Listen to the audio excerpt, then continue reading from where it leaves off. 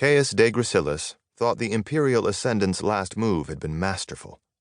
With a single sentence, he'd upset a game that had been moving against him without his knowing it. Alexander de Finita had called Caius to the throne room.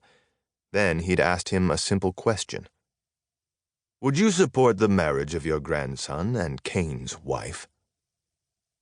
Caius was careful to show nothing on his face, but said, "I don't mean to question your wisdom, my liege, but would that be a wise choice? Would it not anger the Titan even more?" "Former Titan, Caius," the Ascendant said from his throne. "Of course, my liege, former Titan. Would it anger him more? Is provoking him something we should do?" "I don't think of it as provoking him, Caius. I think of it as ripping his heart out.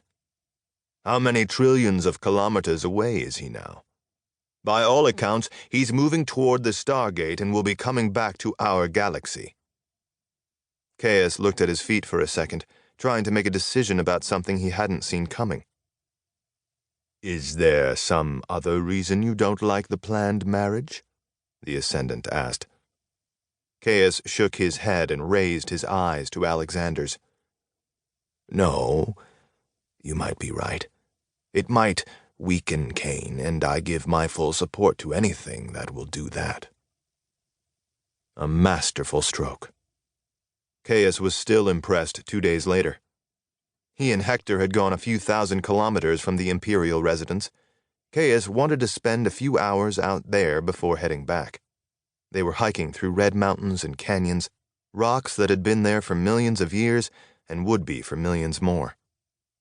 Caius's normal long robe had been shortened and the sleeves removed so he could walk in the tremendous heat without keeling over. He had the stealth blanket in his robe's pocket. The Ascendant would know they'd made this trip at such a crucial time, and though they were far away, Caius was prepared for the potential of Alexander listening in. They'd mostly been silent on their ride here, discussing little more than the weather. Of course, Caius understood that the Ascendant understood why he'd taken this trip, but it was necessary, because Hector wouldn't be leaving Earth any time soon. Now, with the transport 2 kilometers behind them, grandfather and grandson walked over the ancient rocks, taking in the views all around them. "He's pushing you into a realm you're not prepared for, Hector." The older man went to the cliff's edge and looked down at the long fall beneath him. "It's one your father would have been able to maneuver even better than me, just as you're a finer warrior than me. But to put you here? It shows the Ascendant is more clever than I gave him credit for, and that's my fault."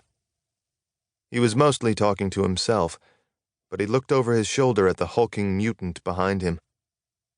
"You'll be staying on Earth while I go back to Mars to prepare for war." "Why wouldn't the bride and I go back?" Hector asked. Caius smiled somewhat sadly. He'd planned for so long, and he'd thought this war would be the time his family would take charge. However, now the warrior had to become the politico, and there wasn't enough time to train him. "Luna Cain will never be let out of the Ascendant's custody.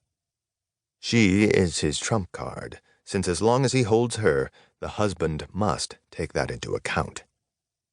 The old man turned to look at the old rock.